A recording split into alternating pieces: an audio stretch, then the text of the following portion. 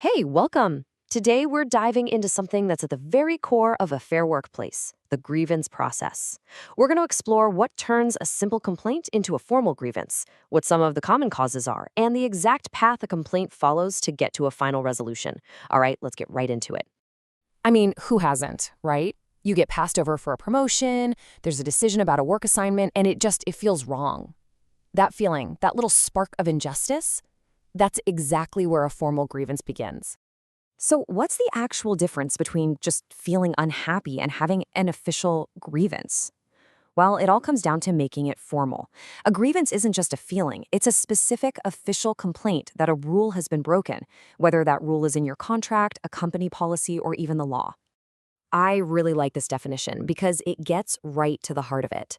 Notice that phrase, feeling of personal injustice. That really highlights the human side of all this.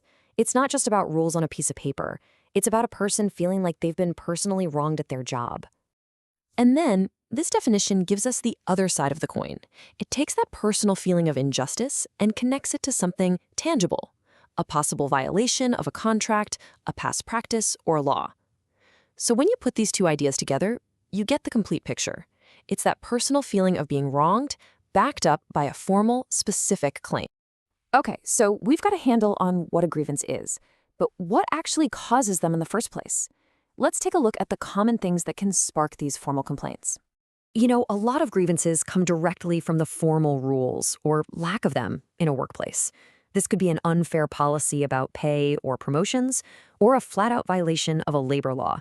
A really classic trigger is inconsistency. Like if one person gets disciplined for something, but another person gets away with it, that's a huge one. It all boils down to a sense of fairness. Of course, it's not just about the rules written down somewhere. The day-to-day atmosphere plays a massive part. It could be something as serious as unsafe working conditions, or it could be the attitude of a supervisor. You know, that my way or the highway approach that just creates friction. And sometimes it's as simple as management just not paying attention to what's really going on the ground. And finally, you've got the purely human stuff. Sometimes a huge issue starts as a simple misunderstanding that just spirals because of bad communication. Other times, it's about personality, someone who's overly ambitious, or maybe has a tendency to find fault in everything. That can be the root cause of a lot of friction and, eventually, a formal complaint. All right, so a grievance has been filed. Now what?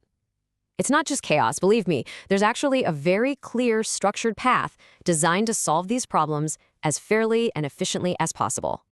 Now, before we walk through the steps, I want you to look at this number, 90%. That is the percentage of grievances that are settled or withdrawn or just abandoned before they ever get to that final, most serious stage.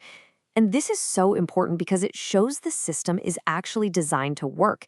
It's meant to find a solution as early as possible.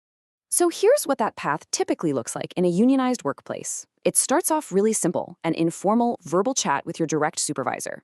If that doesn't do the trick, it gets more serious at step 2, with a formal meeting that brings in higher-level managers and union folks. Step 3 kicks it up another notch to the top officials in both the company and the union. And only if all of that fails does it go to step 4, arbitration, where a totally neutral third party comes in and makes a final decision that everyone has to follow. So what about places that don't have a union? Well, they often have similar step-by-step procedures, but with one massive difference, that final step. In a non-union setting, the process usually just ends with a final decision from the top executives. There's typically no binding arbitration from a neutral third party. And that difference is huge. It completely changes the power dynamic, because without that neutral referee, the final say always stays with the company. So just having a procedure is one thing, but what actually makes it fair? What makes it effective? Let's break down the core principles that a good grievance system is built on. For any of these systems to actually be trusted, they really need to have these 4 things. First, speed. You've got to settle issues quickly at the lowest level possible, because a problem that just sits there for weeks only gets worse. Second, it has to be simple. The process needs to be easy for anyone to understand and use. Third, there have to be clear ways to appeal. You need to know what the next step is if you disagree with a decision. And finally, the whole thing has to have legal sanctity. It has to operate completely within the law. When you put it all together, you can really think of it like this. A fair grievance procedure is basically the safety valve for an entire organization. It lets all that pressure, the dissatisfaction, the feelings of injustice, it lets it all out in a controlled, constructive way before it builds up and causes a much, much bigger explosion. And this leaves us with a final, really crucial question to think about. A good grievance process is about way more than just fixing individual complaints. When a system is truly transparent and fair and easy for everyone to use, how does that actually transform the culture and the level of trust across the entire organization? Something to chew on. Thanks so much for watching.